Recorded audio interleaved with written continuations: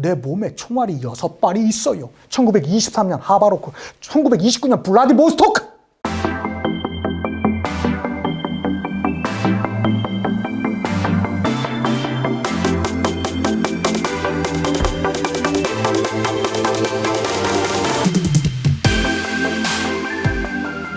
안녕하세요.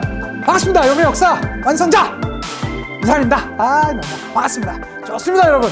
56강이고요. 오늘은 제헌국해와 바로 6.25 전쟁. 참 민족 상잔에 너무나 가슴 아픈 6.25 전쟁, 그리고 그 전에 있었던 제헌국해, 요 파트 오늘 같이 공부해 보도록 하겠습니다. 준비되셨죠? 바로 들어갑니다. 자, 우리 지난 시간 거 여러분 기억나십니까? 제헌국해가 있다라고 했습니다. 제헌국해는요, 다른 말로, 이거, 죄송합니다. 다른 말로 이 제헌국해는 제1대 국회예요. 1대 국회. 1대 국회의 국회의원 임기는 얼마라고 했었죠? 맞습니다. 2년이었어요. 요거가 되게 중요한 포인트거든요. 잠시 뒤에 요거 다시 한번 설명을 드릴 거고요. 어쨌든 헌법을 만들었기 때문에 제헌국회라고도 하는 이 1대 국회에선 만들어지자마자 가장 큰 역사적 사명이 있었어요. 첫 번째 뭡니까? 아직 친일파 처벌 못했잖아요. 이놈들 어떻게 되겠습니까? 일단은 밝혀야 될 거 아닙니까? 그래야지 우리 민족 정계를 살릴 수 있지 않겠습니까? 그래서 반민족 행위자 처벌법을 만들었습니다. 이게 48년 9월에 1948년 9월에, 즉 48년 8월에 만들어진 정부에서 48년 9월에, 그러니까 이건 민족적 열망이 너무나 컸다는 것이겠죠. 자, 그래서 이 반민법과 그 다음에 이 농지개혁이라는 게 있었습니다. 농지개혁은요 49년 6월에 있었어요. 근데 이 농지개혁이란 건 뭐냐, 당시에 북에서는요 이미 정부가 만들어지기 전에, 우리 남한의 정부가 만들어지기 전에 이미 무상몰수, 무상분배를 해버린 상태였었어요. 그러다 보니까 저기 지금 북쪽에서는 농민들한테 땅을 줬다는구만, 이런 소문들이 파다했었어요. 그러니까 이것은 당시에 이 한민당이 주류였었던 일대 국회에서는 사실 농지개혁에 대해서는 좀 약간 되게 반대하는 입장의 사람들이 많았지만 농민들의 열망이 너무 컸었어요. 그래서 우리나라에서 농지개혁이 이루어지는, 구체적인 건 다시 한번 말씀드리겠습니다. 이 두 개의 엄청난 개혁이 있었다라는 거, 반민법, 농지개혁법, 요거 기억해 두시면 좋겠고요. 초대 대법원장은 김병로 선생이 되겠습니다. 요 이름도 한번 살짝 기억해 두시고요. 자, 본격적으로 들어갑니다. 반민법입니다. 자, 반민족 행위자 처벌법인 이 반민법은요, 일단은 반민족 행위자를 조사를 해야 될 거 아니에요. 뭐 일제시대 살았다고 아무나 다 잡아들일 수는 없는 문제 아닙니까? 그래서 그것을 조사하는 조사위원회를 만들었었어요. 반민족 행위자 특별조사위원회, 우리는 이걸 줄임말로 반민특위라고 합니다. 이 반민특위의 위원들은요 다 국회의원들로 구성이 되었었고요. 임기를 2년으로 해서 우리가 정말로 민족적 정기를 살리자라는 취지에서 시작되었습니다. 자, 조사가 이루어졌었어요. 조선의 3대 천재로 널리 알려졌었던 춘원 이광수를 잡아들였었고요. 당시에 화신백화점 사장이었었던 우리나라 최고의 거부라고 했었던 박흥식 등등의 여러 친일 인사들을 잡아들이는 과정 가운데 이러한 인사들을 줄줄이 잡아들이는 그런 과정 가운데 있었습니다. 근데 이때 잡아들이는 과정에서 가장 큰 문제가 하나 발생하게 돼요. 이 노덕술이라는 놈이에요. 이 노덕술은요, 이게 진짜 나쁜 놈이에요. 그러니까 당시에 독립 인사들도 그런 말이 있었대요. 무슨 말이 있냐? 차라리 일본 경찰한테 고문을 당하는 게 낫지, 조선 출신 노덕술한테 걸리면 너무 잔인하게 독립운동가들을 핍박하고 탄압했다. 이 중에서도 이 노덕술이 제일 즐겼던 게 뭐냐면 독립운동가들의 이렇게 피를 뽑는 거래요. 사람이 피를 뽑으면 막 정신없이 몽롱해지잖아요. 그것을 깔깔깔깔 웃으면서 그 사람 앞에서 막 피를 그렇게 뿌렸대요. 그 모습을 계속 반복적으로 하는. 그러니까 정말로 악질 중에 악질이었지만 당시에 그러면 일본 입장에서 얼마나 고마웠겠어요? 본인들도 하지 못한 일을 노덕술이 다 해주고 있었는데. 근데 사실은 이 노덕술, 이 얼굴 한번 기억해 둡시다. 이건 진짜로 나쁜 놈이에요. 근데 이 노덕술이 광복을 맞고 나서도 여전히 우리나라 독립운동가를 탄압했다라는 의혹이 있었음에도 불구하고 그냥 계속적으로 이 최고 고위급 이 경찰 간부로 살아가고 있었던 거예요. 이 노덕수를 모티브로 해서 나왔던 게 바로 암살에서의 이정재예요. 재판을 막 하고 있잖아요. 야, 이 7.18 새끼야! 막 이렇게 막 던지니까 뭐라고? 이러면서 막 옷을 막 벗어요. 이 노인이 된 이정재 씨가. 내 몸에 총알이 6발이 있어요. 1923년 하바로크, 1929년 블라디보스토크. 뭐라고요? 내가 친일을 했다고요? 이것은 조국을 위한 저의 거대한 노력이었던 것입니다. 이러면서 막 얘기를 하는데, 야, 나 이거 이 영화 볼 때 노덕수를 이 바탕으로 했구나 하는 거 저는 알고 있었거든요. 나도 당했어. 이정재 연기력에 그럴 정도로. 그러면서 결과적으로는 이 암살이라는 영화에서 뭐가 됩니까? 무죄가 나오게 됐고, 거기에 너무나 실망했었으나 이 과거 이 이정재의 부하들이 찾아와서 실행하지 못했던 명령을 지금 실행한다라고 하면서 이정재를 죽이는 바로 그 장면이 있었죠. 어쨌든 이 노덕술이 잡혀 들어가면서 경찰 간부들이요. 왜 노덕술만 잡혀 들어가요? 경찰 간부들, 당시에 경찰 간부 중에서는 다수의 친일파들이 있었던 걸로 알려져 있거든요. 그들이 와, 이제는 노덕술까지 잡혀 들어가면 우리도 다 잡혀 들어갔네? 이런 분위기가 있었고요. 그래서 어떻게 경찰들이요, 이 친일파 경찰들이 반민특위 사무실을 습격했습니다. 이건 말도 안 되는 일이죠. 국회의원 사무실 습격해요. 그래서 국회의원들을요, 실제로 자료를 다 가져가고 막 때리고 막 별짓을 다 했어요. 정부의 비협조 있었죠. 저러면 안 되는데 이런 움직임. 당시 이승만 정부에서 친일파 처벌보다 반공이 우선이기 때문에 그래도 이 친일 경찰 애들이 공산주의자들은 잘 때려잡는데 뭐 이런 분위기가 있었고요. 무엇보다 경찰이 반민특위 사무실을 습격했어요. 말도 안 되는 일이 벌어졌습니다. 그런 상태에서 공소시효를 단축시켜요. 이거 기간, 이들의 활동 기간도 단축시키고요.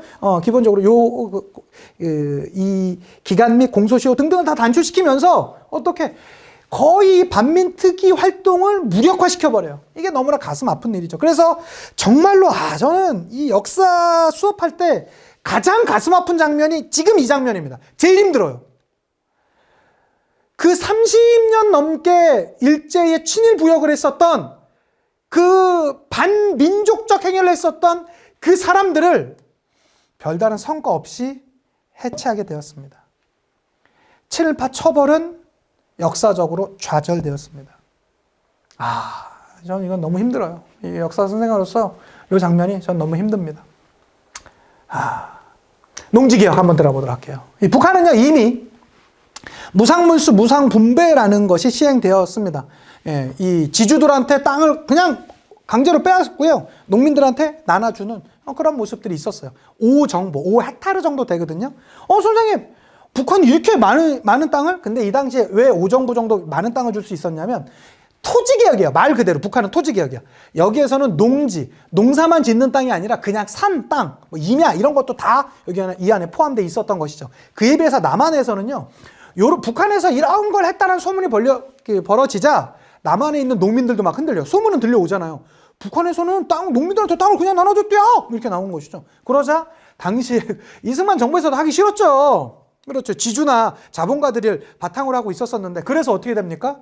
하면 안 되는데 하지만 너무나 농민들이 강렬하게 원하고 있었기 때문에 그럼 우리 할게. 우리는 조금 여긴 너무나 약간 좀 거칠게 했고 우리는 조금 약하게 유상으로 일정량에 넘어가는 땅을 우리는 사드리고 또 이것을 농민들한테 판매할게. 유상으로 분배할게. 라는 모습이 있었고요. 3정부예요. 북한이 5정부인데 남한이 3정부였던 이유는 남한은 농지를 나눠줬기 때문입니다. 북한은 토지를 나눠줬고요.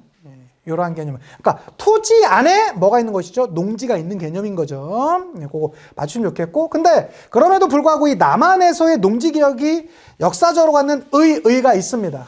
그게 뭔지 아세요? 바로 지주계급이 소멸했다라는 것이에요.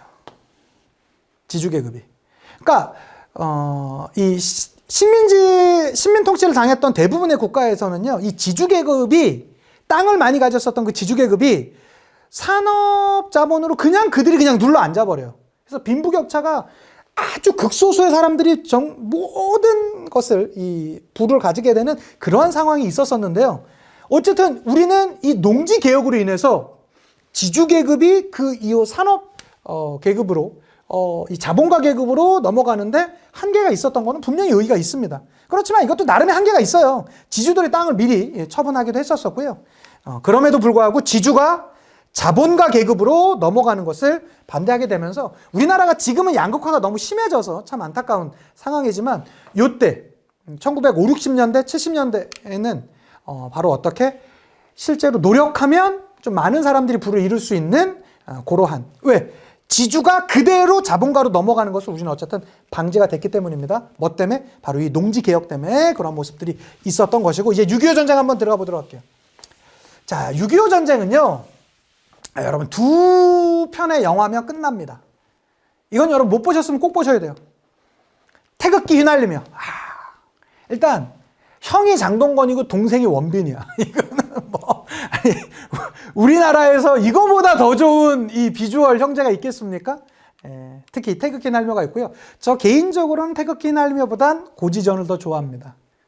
2011년 특히 고수, 신하균 그 다음에 이재훈으로 이어지는 이들의 이 연기는 전 고지전 제가 너무나 사랑하는 영화고요. 여러분 혹시 못 보셨으면 제가 이따 강의 중에 살짝 말씀드리겠지만 꼭 한번 보셨으면 좋겠습니다. 자, 한번 들어가 보도록 할게요. 자, 6.25 전쟁은요. 일단 배경이 있습니다. 6.25 전쟁이 언제 있었죠? 1950년에 있었습니다. 50년에 있었습니다. 배경은 중국 공산화가 됐었고요. 1949년 10월에 중국이 공산화돼요. 그래서 같이 중국에서 활동했었던 조선의용군이 북한으로 들어와요. 인민군으로 들어오게 되면서 인민군의 이 군사력이 좀 강화되는 그런 모습이 있었고요. 미국과 소련이 철군을 해요. 미국과 소련이 각각의 군대를 뺍니다. 그런 상황에서 이게 제일 많이 나오죠. 에치슨 선언 내지는 에치슨 라인이라고도 하는데요. 뭔가 이 미국의 국동 방어선이 있는데 그 국동 방어선에서 남한을 제외시켜요. 이게 뭐냐면 이거예요. 내가 유사시에 우리 미국이 직접적으로 이렇게 방어선을 만들어 놓는데 방어선이 어떻게 되냐면 이렇게 돼. 이렇게 돼. 근데 미국의 방어선이 여기라면 여기에 있는 대한민국과 여기에 있는 중화민국 즉 대만은 빠지는 것이죠. 이렇게 되면서 이거 뭐야? 그러면 여기에 있는 북한 입장에선 이거 뭐야? 그럼 내가 공격을 해도 미국이 도와주지 않는다라는 거야? 그럼 이거 하면 하겠네 하면서 살짝의 북한이 좀 자극된 측면이 있었습니다. 요것도 하나 기억해 두죠. 이게 1950년 초에 있었고요. 자, 이런 상황에서 1950년 6월 25일 새벽 4시를 기해서 기습적인 남침을 했습니다. 이 기습적인 남침의 증거는요. 바로 며칠 만에 3일 만에 수도가 함락되잖아요. 서울이 함락되고 대전이 얼마 안 가서 바로 무너지게 되면서 우리 라인이요 완전 뚫려버리죠. 어떻게 되냐면 이렇게 있었는데 이렇게 38선이 있었는데 바로 서울 빼앗기고요. 여기가 이제 낙동강이 여기 있지 않습니까? 이렇게 있는 낙동강 방어선을 제외하고는 불과 한 달여 만에 다 뺏겨요. 이 낙동강 방어선만 남았어요. 이 낙동강 방어선을 그래도 지켰던 전투가 있으니 이 전투 하나 기억해 두세요. 다부동 전투라는 전투에서 여기서 막아내고 있었어요. 우리 국군이. 자, 그런 상태에서 9월 15일 당시에 맥어더 장군에 의해서 인천 상륙작전이 벌어지게 되었었고요. 인천의 상륙작전하고 여기를 쓱 막고요. 여기를 다 장악한 다음에 이제는 서울 되찾고 쭉 밀어 올려요. 쭉 밀어 올려요. 요게 바로 인천 상륙작전 이후로 우리가 쭉 북상해요. 요때가 바로 태극기 휘날리며 장면의 가장 메인이에요. 그러니까 원빈, 동생을 집에 보내기 위해서 훈장만 받으면 동생 집에 보내준다고 하거든요. 그래서 막 그 형이었었던 장동건이 미친 척하고 막 그 훈장을 타기 위해서 이제 여기 백두산이 여기 있으니까 태극기만 꽂으면 여기 훈장 낼 거야! 이러고 올라가는데 갑작스럽게 이때 너무나 깜짝 놀라는 많은 이 중국 군들이 쭉 갑자기 이 수십만이 전선에 참여하게 되죠. 그래서 이때 어떻게 돼요? 이때 나왔었던 게 흥남철수 내지는 일사후퇴가 이때예요. 이게 1950년 말에서 51년 초가 되는 상황에서 우리나라 다시 쭉 밀려요. 이때. 쭉 밀려서 평택 오산 라인까지 내려오게 되었습니다. 쭉 북상을 하다가 중국군이 들어오게 되면서 다시 쭉 밀려요. 그러다가 요때 흥남철수 1사후퇴가 요때 나오는 것이고 다시 열심히 해서 서울을 되찾게 됩니다. 정확히 여기까지가 38도선 라인의 고착화되는 여기까지가 1년이에요. 선생님 6.25 전쟁은 3년이라며요? 맞아요. 그 이후에 2년은요. 여기 38도선에서 그냥 소모전이었었어요. 요 고지전은 이 소모전을 배경으로 해요. 그래서 즉 6.25 전쟁은 두 편의 영화가 있으니 요 앞에는 누가 있었고 바로 태극기 날리며가 있었고 뒤에는 고지전이 있는 것이죠. 어떻게 된다고요? 요거 지도상으로 다시 한번 보도록 합시다. 자, 서울이 기습적인 남침으로 쭉 3일 만에 빼앗기고요. 쭉 여기만 남아요. 여기에 있었던 전투 무슨 전투 하나 정도 기억해두자. 다부동 전투 정도 기억해두자. 자, 그 상태에서 9월 15일에 인천 상륙작전 이후로 우리가 서울 다시 되찾고 쭉 밀어 올렸습니다. 자, 이런 상태에서 누가 온다고요? 맞아요. 이 중국군이 오게 되면서 다시 쭉 밀려요. 이때 나왔었던 게 뭐가 있었다고요? 1사후퇴, 흥남, 철수 뭐 이런 철수가 다 여기에 나오게 되고요. 그렇게 되면서 다시 평택, 오산 라인까지 밀렸다가 어떻게 다시 되찾게 돼요. 38도선 라인. 여기까지가 정확히 1년. 그리고 2년 동안은 조금 이렇게 변화되었던 그런 모습이 있었던 것이죠. 그래서 이 지도상으로 보여주냐면 이 순서 기억하셔야 돼요. 여기에서 이렇게 왔던 게 1번, 인천 상륙작전 이후 쭉 밀어 올렸던 2번, 그리고 다시 밀렸다가 다시 되찾게 되는 이 상태로 오는 게. 그래서 요거는 시작이자 여기가 거의 끝인 요 38도선, 요 라인, 요 전개 과정, 요거 꼭 기억해 두셨으면 좋겠고요. 특히 요 태극기 날리며 보시면, 저는 이 영화에서 지금은 고인이 되신 이은주 씨가 또 멋진 연기를 보여주기도 하셨고, 이 형제 간의 모습들. 그리고 저는 사실은 이 태극기 날리며 보면서 무슨 생각 들었냐면, 저는 좀 약간 전쟁에 대해서 좀 약간 제가 망각을 하고 있었던 게 있었거든요.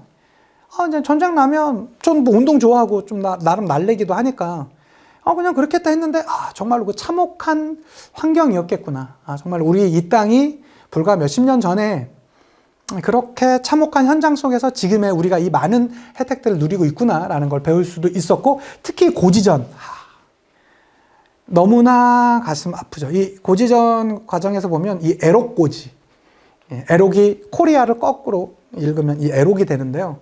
이 애록고지를 찾기 위해서 여기에서 이 고지전에서 제가 가장 인상적이었던 장면이 뭐가 있냐면, 이 고수가 대학생 의용군으로 여기 들어왔다가 뭐 전쟁 처음 시작하자마자 막 벌벌벌 떠오르거든요. 이때가 바로 북한군이 이 전쟁을 일으켰던 때예요. 그래서 막 이제 이제 북한군이 쭉 내려와갖고 이 고수나 이 신하균이 막 초반에 이렇게 막 떨면서 전쟁을 경험하지 않았던, 완전 처음이니까 얼마나 떨렸겠어요. 그런데 이때 딱 얘기해줘요. 오더니 유승용 씨가, 어이 대학생들, 니네가 와 지는지 아니? 니네가 왜 이렇게 와 이렇게 전쟁을 제대로 못하는지 알아? 그건 말이야, 니네는 와 싸우는지 모르기 때문이야. 이 전쟁 일주일 안에 끝난다. 우리 해방된 조국에서 만나자고. 딱 가버려요. 근데 이 둘이 이 얘기를 해요. 시간이 돼서, 야, 너 그때 전쟁 시작했을 때 그 잘난 척, 그 하던 그 사람 기억나? 와 지는지 아니? 니네는 와 전쟁을 할지 모르기 때문이야. 이 전쟁 일주일 안에 끝난다고 라고 했는데 벌써 3년이 지났잖아. 내가 그 새끼 만나면 물어보고 싶어. 넌 도대체 왜 싸우는 거냐고. 근데 실제로 이 영화 마지막 장면에서 만나요. 그래서 물어봐요. 어이, 너 3년 전에 나한테 그랬어. 너네는 왜 싸우는지 안다고. 그래서 너네는 이 전쟁을 이길 수밖에 없다고. 근데 하나 물어보자. 이 전쟁 왜 하는 거냐? 라고 물어요. 그러자 이 유승용 씨가 담배를 탁 아주 강하게 씹어 물면서 그건 말이디. 너무 오래돼서 까먹었시야. 제가 그 장면을 보면서 전쟁이란 게 그런 거구나. 처음에 시작은 각각의 이유가 있어요. 그렇지만 결과적으로 전쟁은 오래되면 오래될수록 인간성은 상실되고 피폐해지고, 결과적으로 왜 싸우는지 모르면서 계속 싸워야만 하는 그것이 바로 전쟁의 본질이구나를 보여줬던 명품 영화 고지전이었습니다. 근데 이건 제가 너무 좋아하는 거에 비해서 영화가 흥행은 조금 약하게 됐어요. 여러분 지금이라도 고전 더 찾아서 꼭 보여주시면 좋겠습니다. 아, 또 이 장면. 제가 이재훈이라는 배우를 정말로 좋아합니다. 정말로 좋아합니다. 예, 그런데 이 이재훈이 여기 이 장면이 악어 부대. 아, 기가 막힙니다. 이게 휴전이 결정이 돼서 이들이 기뻐요. 와! 야, 이제 집에 가자! 집에 가자! 이렇게 얘기하는데 알고 봤더니 실제 휴전조약이 그랬다고 하더라고요. 휴전이 아침에 결정이 났는데 그날 10시까지 1953년 7월 27일 저녁 10시까지 차지하고 있던 땅을 영토로 정한대요. 그래서 휴전은 결정이 났는데 마지막 전투를 해야 된다니까 갑자기 야, 이제 집에 간다 하다가 뭐야, 마지막 전투가 있어? 이러면서 너무 실망을 해요. 그러자 젊은 이재훈이 나와가지고 되게 나이가 어린데 중대장이 되거든요. 거의 뭐 마약 맞으면서 막 미친 척 이렇게 연기를 해서 우리는 악어라고 남들이 우리 부대를 악어 부대라고 한다. 악어는 50개가량의 알을 낳는다. 근데 그 중에 대부분은 어린 상태에서 잡아먹히고 적들에게 자신들의 생명을 빼앗길 수밖에 없다. 그 50마리 중에 한두 마리가 살아남는데 그 한두 마리가 늪을 지대한다. 누가 가장 강한가? 그러면 이제 여기 있던 사람들이 악어! 막 이렇게 외쳐요. 누가 늪을 지배하는가? 악어! 이렇게 막 외쳐요. 악어! 막 이렇게 외쳐요. 지금까지 고생 많았다. 마지막 전쟁 한 번만 하자. 우리 악어 부대처럼 살아남아서 우리의 강함을 증명하자. 그리고 지금까지 내가 계속 반말만 했는데 전쟁 끝나면 형이라고 부를게요. 하고 딱 전투를 시작하는데 안타깝게도 이 마지막에서 이 대부분의 부대원들은 거의 다 전멸을 하죠. 이거 보면서 좀 가슴도 좀 먹먹해지기도 하고 답답해지기도 하고 좀 미안해지기도 하고 참 이 묘한 마음이 들었던 명작 영화 고지전이었습니다. 꼭 봐주셨으면 좋겠고요. 자, 이 휴전 논의되는 과정 2년 동안이나 계속 소모전으로 싸우는데 당시에 우리 병사들이 얼마나 힘들었겠습니까? 오늘 찾았던 그 고지를 그 다음날 뺏기고요. 그 다음에 또 찾고요. 빼앗기고를 2년을 반복하고 있는 거예요. 근데 이게 왜 이렇게 2년까지 갔냐? 첫 번째, 휴전 논의에서 난항이 나오게 돼요. 휴전선을 어떻게 할 것인가를 놓고 싸워요. 우리는 될 수 있으면 북으로 가고 북쪽을 많이 땅을 차지하고 싶었을 것이고 또 북쪽은 남쪽을 많이 차지하고 싶게 되면서 이 좀 어려움들이 있었고요. 포로 교환 방식, 이게 가장 큰 문제였어요. 무슨 말이냐? 북은 자동 송환 방식을 주장해요. 자동 송환이라는 게 뭐냐면 이게 북이 이 전쟁이 금방 끝날 줄 알고요. 만약에 충청도, 제가 충청도 출신이에요. 대전 출신이야. 근데 대전 출신인데 북한군이 갑자기 내려온 거야. 난 피난도 못 갔어. 근데 막 우리 가족들한테 총 갖다 대면서 너는 이제 인민해방군이 돼버렸어. 축하한다오. 총 들라오. 나 대전 출신인데 북한군이 돼버린 거야. 인민군이 돼버린 거야. 나 잘 모르는데 그렇지만 이제 가자면 같이 갔겠죠. 뭐 다 부대고 하니까. 근데 내가 잡혔어. 나는 북한에 한번 살아본 적도 없고 사회주의나 공산주의를 들어본 적도 없는데 갑자기 인민군으로 국군한테 잡힌 거야. 이게 그렇게 돼요. 그러면 그 사람들은 어떻게 되냐? 우리 남한에서는 이것을 자유송환, 이 잡힌 사람이 북에 갈지 남에 갈지를 결정하게 해줘야 된다는 걸 결정하자고 하는데 북에서는요, 그런 게 어딨어? 걘 인민군 출신으로 잡힌 거잖아. 그럼 북으로 올려보내라. 이렇게 나온 거예요. 이게 말이 돼? 이건 안 되지. 쟤는 전라도 출신이고 얘는 충청도 출신이야. 그럼 충청도나 전라도로 가야지. 왜 너한테 내가 가? 안 돼, 나오! 하면서 이게 또 북한이 또 이걸 되게 아주 강력하게 주장을 합니다. 이게 되면서 요 문제가 있었고, 특히 이게 거의 다 마무리가 돼 갈 때쯤 당시에 이승만은요, 계속적으로 이 적화통일, 이 무력통일을 주장을 해요. 근데 문제는 사실 무력통일이 안 된 상황이었죠.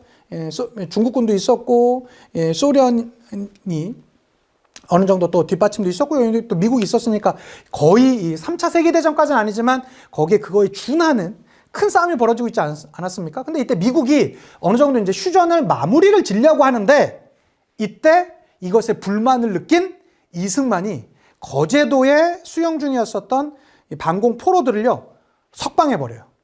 이것으로 인해서 미국이 진짜 화가 나서 제가 자료를 찾아보니까 이승만을 실제로 암살하려고 하는 특수부대나 이런 것도 사실 준비를 했었다고 하더라고요.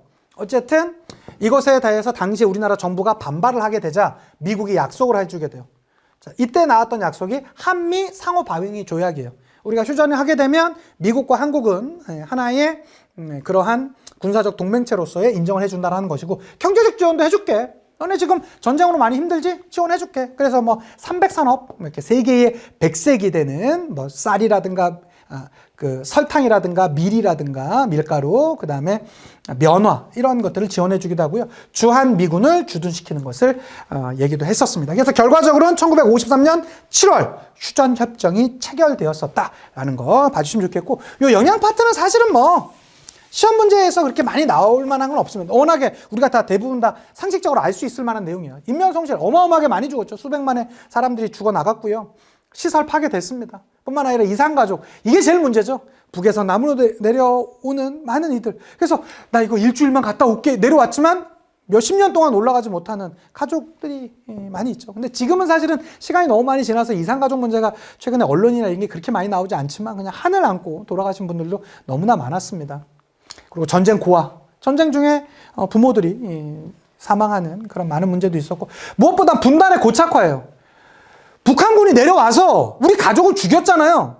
그러면 아무리 우리가 한 민족이라 하더라도 내 가족을 죽인 천하의 원수지. 또 북한에서도 분명히 그렇게 바라보는 사람들도 있었을 것이고요. 그렇게 되면서 이 하나의 민족이 서로를 너무나 적대시 대하게 되는 이러한 문제, 분단의 고착화, 시간이 지나면 지날수록 고착화되는 이 이념 문제, 또 거기에다가 그들의 사상과 경제적인 논리, 또 정치적으로 또 그들의 여러 가지 이유 등에 의해서 점점 분단이 고착화되는 그런 안타까운 상황이 있었고요. 정책 변화 있었습니다.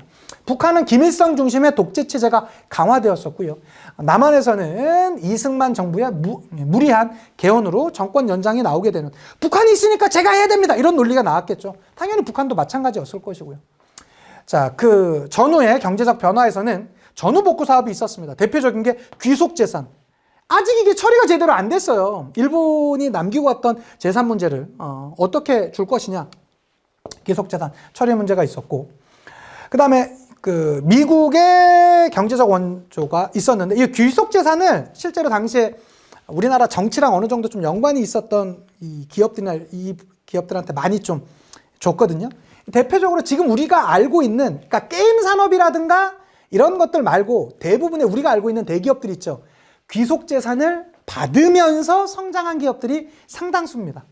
제가 뭐 특정 기업을 말하기는 좀 그렇지만 상당 부분이 사실 귀속 재산을 받으면서 대기업으로 성장했었고, 그리고 이 미군의 경제적인 원조가 있었습니다. 대표적인 게 300산업, 세계의 백색 그 산업을 실제로 거의 미국이 그냥 주다시피 해요. 밀가루, 설탕, 면화, 이런 것들을 많이 받게 되었습니다. 그래서 초기에 제헌국회에서 뭐가 있었다? 반민법과 농지개혁법이 있었고, 그다음에 6.25 전쟁의 요 전개 과정 너무 중요합니다. 요거 꼭 기억해 두시면 좋겠고요. 우리 오늘 배웠었던 내용 문제 풀면서 마무리해 보도록 합시다. 자, 심화 56회에서 갖고 왔습니다. 1번입니다. 가에 들어갈 내용으로 옳은 것을 찾으래요. 한국사 특강. 우리 연구회에서는 제헌헌법으로 출범한 제몇 공화국이라는 주제로 시민들을 위한 한국사 특강을 마련했답니다. 많은 관심과 참여를 바랍니다. 라고 이렇게 나와 있는데요. 특강 내용, 농지개혁법의 제정 과정, 정전협정의 체결, 이렇게 나와 있고요. 쭉 나와 있습니다. 농지개혁법, 정전협정 이렇게 나왔으니까 몇 공화국이었습니까? 1공화국 내지는 이승만 정부 라고 찾아주시면 되겠죠. 삼천교육 때는 전두환 정부 때 5공화국 때 있었던 것이고요. 새마을운동은 70년대 박정희 정부입니다. 보통 4공화국 때 있었고요. 그러니까 1970년에 시작하거든요. 그러니까 유신시대는 72년부터지만 70년대 쭉 왔던 게 새마을운동이고요. 자, 한일 기본조약은 65년도에 비준이 돼요. 이걸 이제 한일협정이라고도 하죠. 이것은 3공화국 때 있었고, 지방자치제 전면 실시는 김영삼 정부 때 있었습니다. 자, 반민족 행위처벌법의 제정, 이것이 바로 이승만 정부, 즉 이 제헌 국회 때 있었던 것이죠. 정답 5번이 되겠고, 자, 다음 문제 보도록 합시다. 심화 55회입니다. 2번입니다. 교사의 질문에 대한 학생의 답변으로 옳은 것을 보기에서 고르랍니다. 이것은 국군과 유엔군이 인천 상륙작전 이후 10여일 만에 서울을 수복한 사실을 알리는 전단지랍니다. 뒷면에는 메가더 장군이 서울을 탄환하여 적의 보급선을 끊었으며 앞으로 힘을 합쳐 공산군을 끝까지 몰아내자는 내용이 있대요. 자, 여기가 핵심이네요. 이 서울 수복 이후에 있었던 사실을 말해볼까요? 자, 인천 상륙작전 이후 서울이 수복되었었죠. 요건 언제입니까? 그러면 1950년 9월 15일에 인천 상륙작전이 있었고요. 그 이후에 서울이 수복되었겠죠. 예, 그러니까 그 이후 찾으면 된답니다. 엘치스 선언이 발표되었던 건 뭐예요? 이게 6.25 전쟁의 배경이잖아요. 6.25 전쟁 이전에 있었던 일이니까 이건 해당 안 되겠고요. 니은 흥남철수. 자, 서울 다시 수복하고 쭉 밀어 올렸다가 이때 중국군이 오게 되면서 일사후퇴 내지는 흥남철수가 있었다라고 했었죠. 여기 들어가는 거 맞고요. 그 다음에 소련의 제안으로 정정회담이 개최되었다. 정정회담 언제 있었습니까? 고착화되니까 전쟁이. 자, 북한이 우리를 쭉 밀고 내려와서 우리가 낙동강유역에 있다가 인천 상륙작전이 있으면서 쭉 밀고 올라갔다가 다시 쭉 내려왔다가 정전협정은 서울 다시 우리가 되찾고 난 이후로 정전협정 되었던 것이니까 당연히 이것은 그 이후에 들어가는 것이 맞을 것이고요. 자, 리얼입니다. 국군이 다부동 전투에서 북한군의 공세를 방어하였다. 요거 언제죠? 요거 낙동강 방어선 지킬 때요. 1950년 8월경입니다. 인천 상륙작전 이전에 있었어요. 그러니까 정답은 니은과 디귿, 정답은 3번. 이렇게 봐주시면 좋겠습니다. 잘 썼습니다, 여러분. 너무너무 수고 많으셨고요.